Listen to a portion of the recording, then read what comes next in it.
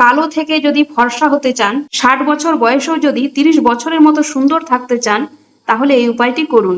কত সেলিব্রিটিকে দেখবেন যারা প্রথমে কালো ছিল, এখন বর্তমানে তারা ফর্সা হয়ে গেছে।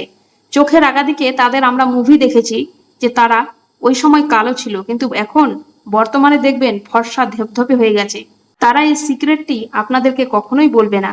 তাই আপনারাও যদি দিন দিন সুন্দর হতে চান, এই চাটি খেতে শুরু করে দিন। চাটা তৈরি করবেন কিভাবে? মৌরি জলের মধ্যে ফোটাবেন অথবা মৌরির পাউডার, তার মধ্যে দিয়ে দেবেন 3-4 টুকরো বিট।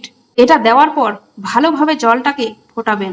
ফোটানোর পর ভালো করে ছেঁকে নিয়ে তার মধ্যে একটু মধু মিক্স করে দেবেন, আর সেটি আপনি উষুম উষুম গরম পান করবেন। লাগাতার প্রতিদিন যদি আপনি খেতে পারেন বা সপ্তাহে 3-4 দিন যদি খেতে পারেন, তাহলে আপনি 3 মাসের মধ্যে আপনার সৌন্দর্য লক্ষ্য করতে পারবেন।